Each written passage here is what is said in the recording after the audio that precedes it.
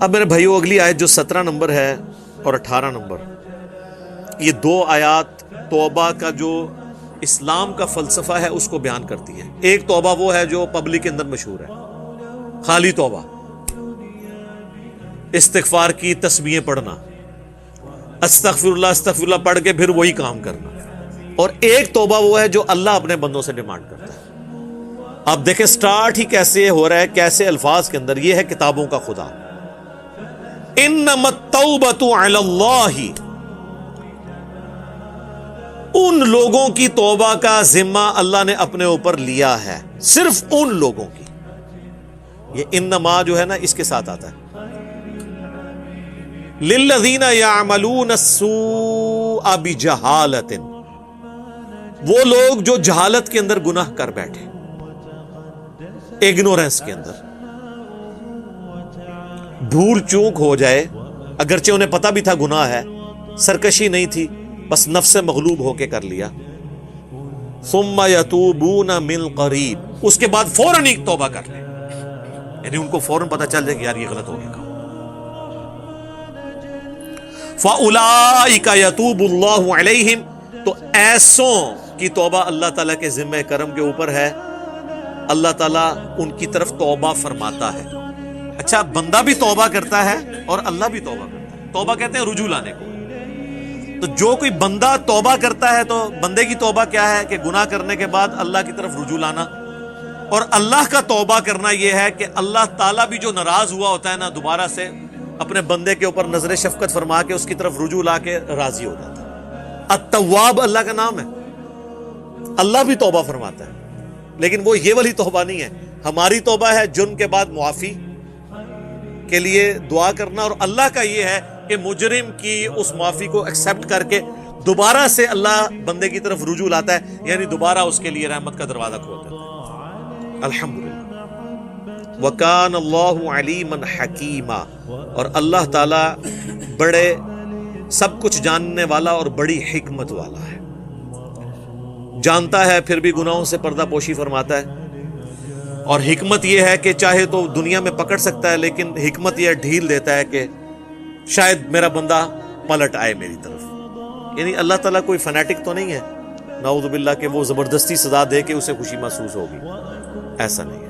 تو توبہ کا فلسفہ آ گیا کہ جو گناہ کرنے کے بعد فوراً توبہ کر لیں، اور صرف توبہ نہیں اپنی اصلاح بھی کر لیں، ان کی توبہ قبول ہوگی۔ تو باقی خالی توبہ تو جتنی مرضی کرتے رہیں تو اس کا تو کوئی فائدہ نہیں ہے، لیکن توبہ کا دروازہ کھلا ہے۔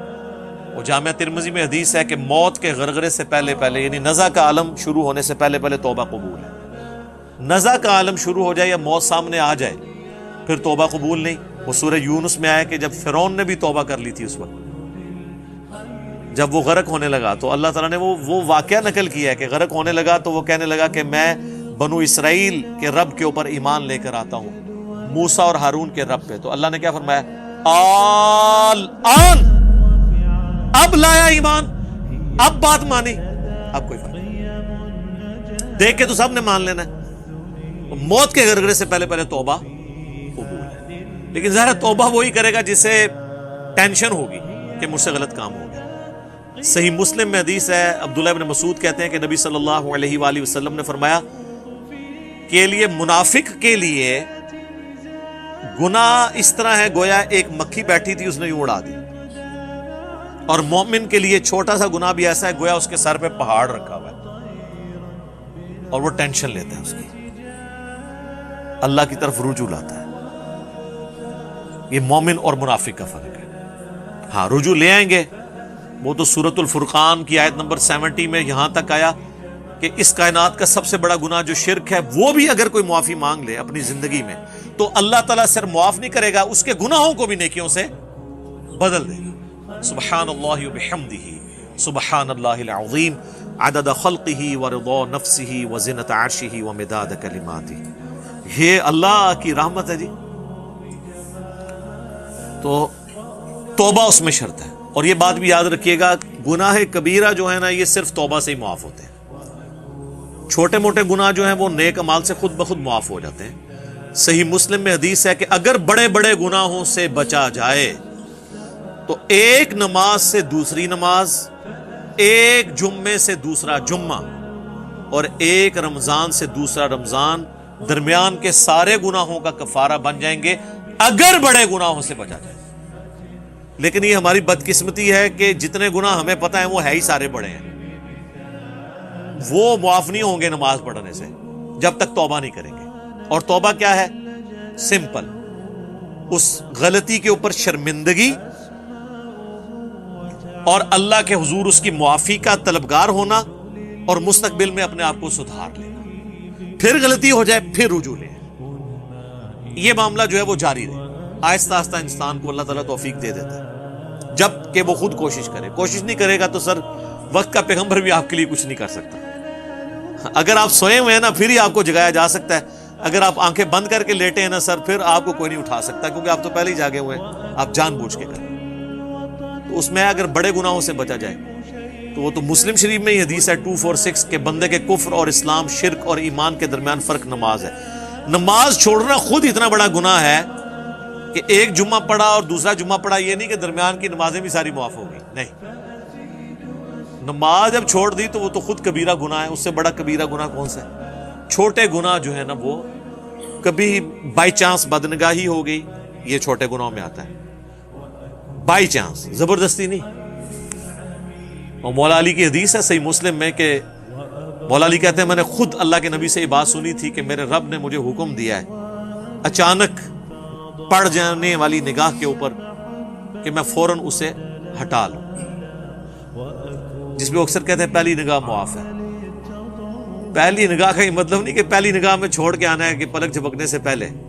نہیں، پہلی نگاہ کا مطلب ہے کہ جو اچانک ایک پتہ چلا بس وہ.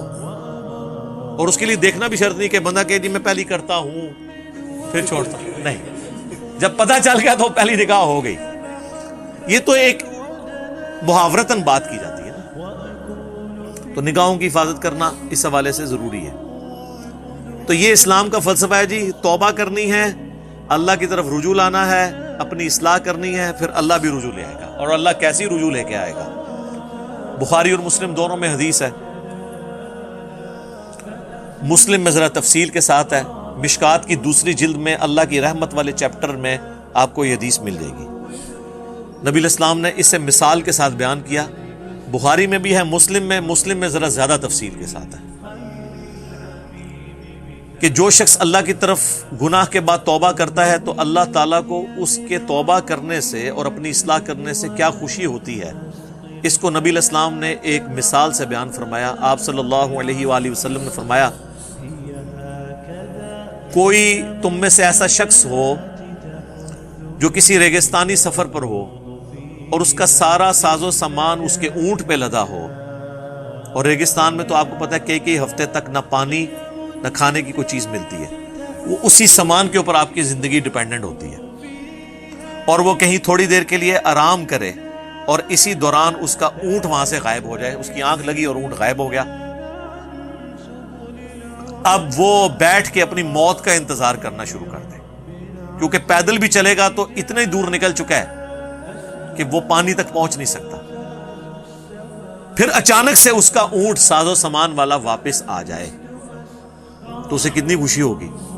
وہ اتنی خوشی ہوگی جتنا ایک بندہ مردہ زندہ ہو جائے یا لا علاج بیماری سے بندہ ریکور کر جائے.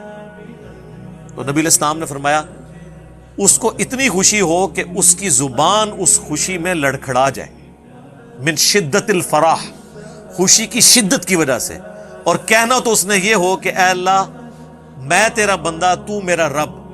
زبان سے اس کے نکل جائے کہ اے اللہ تو میرا بندہ اور میں تیرا رب. لیکن آگے الفاظ ہے من شدت الفرح، خوشی کی شدت کی وجہ سے. تو اس سے زیادہ خوشی اللہ تعالیٰ کو ہوتی ہے اس بندے پر جتنی اس اونٹ ملنے والے کو ہوگی کہ جب کوئی شخص اللہ کی طرف گناہ کے بعد توبہ کرتا ہے. سبحان اللہ. بعض لوگوں نے اسے مس یوز بھی کیا اپنے بابوں کے چشتی رسول اللہ اشرف علی رسول اللہ کو بچانے کے لیے. وہ تو میرے بھائی چشتی رسول اللہ اشرف علی رسول اللہ تو پورے ہوش و حواس میں پڑھایا گیا اور آج تک چھپ رہا ہے. یہ نہیں ہے. اور وہ کہتے ہیں مسلم شریف میں یہ حدیث موجود ہے، یہ ثبوت ہے کہ اگر کوئی کلمات کفر کہہ دے خوشی میں تو اس کے اوپر گرفت نہیں ہوتی ہے. تو ہم کہتے ہیں چلے آپ نے شکر ہے مان تو لیا، یہ کفر کروایا انہوں نے. پہلی یہ تو بات یہ آپ مانتے ہی نہیں تھے. یہی تو یہ تعویل کرتے تھے چشتی رسول اللہ کا مطلب یہ ہے کہ وہ جو ہے نا وہ پیر جو ہے نا وہ متبع سنت ہے. اشرف تھانوی رسول اللہ کا مطلب ہے کہ وہ پیر متبع سنت ہے. چلے اب تو اتنا تو آپ طے کیا کہ یہ کفر ہے. اب اگلی بات یہ ہے کہ یہ کفر جو لوگ ابھی تک چھاپ رہے ہیں اور من شدت الفراء میں تو اس کی زبان لڑکھڑائی ہے. ان کی تو زبان نہیں لڑکھڑائی, انہوں نے کہا بیٹا پڑھ, اور دوسرے نے کہا کہ بیٹا کوئی پریشانی کی بات نہیں, اس میں تسلی ہے کہ جس پیر کا تو کلمہ پڑھ رہا ہے وہ متبع سنت ہے. چلو زبان تو اس کی لڑکھڑائی تھی, جس ابا جی نے اس کی تفسیر بیان کی ہے اس کی زبان تو نہیں لڑکھڑائی. بابوں کو بچانے کے لیے کیا کچھ کرتے ہیں. تو میں آخری حل ان کا یہی کرتا ہوں, ان کو کہا کریں آپ کہ اللہ کرے تمہاری آخرت میں تمہارے ساتھ وہی کچھ ہو جو ان کے ساتھ ہونے. اتنا کوئی اعتماد نہیں رکھتا. یزیدی نے انہوں نے کہنا تسی کو ساڈے نال وہی ہوئے جو یزید نال ہونا ہے. تانوں یہ جنتی لگتا ہے نا, اسی کہنے ساڈا اشر حسین نال ہوئے علیہ السلام, آمین. ٹھیک ہے نا جی, تو پھر پتہ چل جائے گا آپ کا کانفیڈنس لیول کیا ہے. تو وہ اس حدیث کا سہارا لے رہے ہوتے ہیں, وہ من شدت الفرح, وہ کہتے ہیں جی اس میں بھی آیا شدت کی وجہ سے. اگرچہ میں نے اس کے اوپر علیحدہ سے ڈسکشنز کی ہوئی ہیں, میں ویسے چونکہ اب اس کے ساتھ کو ریلیٹڈ چیزیں ہیں اس لیے بیان کرنا ضروری ہو جاتا ہے. توبہ کے اعتبار سے یہ حدیث تو یعنی ایک بہت بڑی حدیث ہے, اور توبہ ویسے بھی آپ نے کرنی ہے. بخاری مسلم میں حدیث ہے, نبی علیہ السلام نے فرمایا کہ بے شک میں بھی اپنے رب سے 70 سے زیادہ دفعہ روزانہ استغفار کرتا ہوں. نبی علیہ السلام کس لیے کرتے تھے استغفار؟ تاکہ امت کی ترغیب ہو. یہ نہیں ہے کہ کسی نے گناہ کرنا ہے تو اس نے استغفار کرنا ہے, اس کے بغیر بھی اللہ کی طرف رجوع لانا ہے. بعض اوقات انسان کو آئیڈیا نہیں ہوتا کہ انسان کوئی گناہ کر رہا ہے. صحیح مسلم میں حدیث ہے جو ہم نے فرض نماز کے بعد والا جو ہمارا یہ گرین کارڈ ہے اس کے اندر ہم نے وہ دعا ڈالی ہوئی ہے, اور اس حدیث کے راوی جو ہیں وہ مولا علی ہیں رضی اللہ تعالیٰ عنہ, کہ نبی صلی اللہ علیہ وآلہ وسلم جو ہیں وہ فرض نماز کے بعد دعا کیا کرتے تھے. یہ مسلم میں حدیث ہے 1813, اللہم اغفر لی ما قدمت وما اخرت وما اسررت وما اعلنت وما اسرفت وما انت اعلم به منی انت المقدم وانت المؤخر لا الہ الا انت. یعنی تجھے ہی پتہ ہے کئی گناہوں کو تو مجھے پتہ بھی نہیں ہے, وہ بھی میرے گناہ معاف کرتا ہے, انجانے میں بھی ہو جاتے ہیں. تو توبہ والا معاملہ تو میرے بھائی کریٹیکل ہے, یہ تو ہر شخص کو ضرورت ہے. حتیٰ کہ اس کا کلائمیکس وہ حدیث ہے جو بخاری اور مسلم دونوں میں ہے. اللہ کے محبوب صلی اللہ علیہ وآلہ وسلم نے فرمایا کوئی شخص بھی محض اپنے اعمال کی بنیاد پہ جنت میں داخل نہیں ہوگا. صحابہ نے جرت کر کے عرض کی کہ اللہ کے نبی آپ بھی؟ فرمایا ہاں میں بھی, جب تک میرے رب کی رحمت مجھے ڈھانپ نہ لے میں بھی محض اعمال کی بنیاد پہ جنت میں نہیں جاؤں گا. تو سر باقی کس کھاتے میں؟ تو توبہ, استغفار, رحمت کی دعا کرنا یہ ہر ٹائم متوجہ رہنا چاہیے. صحیح مسلم میں حدیث ہے کہ جب انسان زنا کرتا ہے تو اس وقت وہ مؤمن نہیں ہوتا, جب وہ چوری کرتا ہے وہ اس وقت مؤمن نہیں ہوتا. اسی طریقے سے اور آپ نے کبیرہ گناہ گنوائے, اور پھر الفاظ ہیں کہ اس کے اندر سے ایمان نکل کے اس کے سر پہ منڈلانا شروع کر دیتا ہے, حتیٰ کہ جب وہ اللہ کی طرف رجوع آتا ہے تو پھر ایمان اس کے اندر واپس آتا ہے. بڑا خطرناک معاملہ ہے. استغفر اللہ الذی لا الہ الا ہو الحی القیوم واتوب الیہ من کل ذنب واتوب الیہ, آمین. اب جناب ساتھ ہی سائملٹینیس کنٹراسٹ آ رہا ہے. وَلَيْسَتِ التَّوْبَةُ لِلَّذِينَ يَعْمَلُونَ السَّيِّئَاتِ, اور ایسے لوگوں کی تو کوئی توبہ قبول نہیں ہے جو کرتے ہیں برائیاں. حَتَّى إِذَا حَضَرَ أَحَدَهُمُ الْمَوْتِ, یہاں تک کہ ان میں سے کسی کو جب موت آ جاتی ہے نا,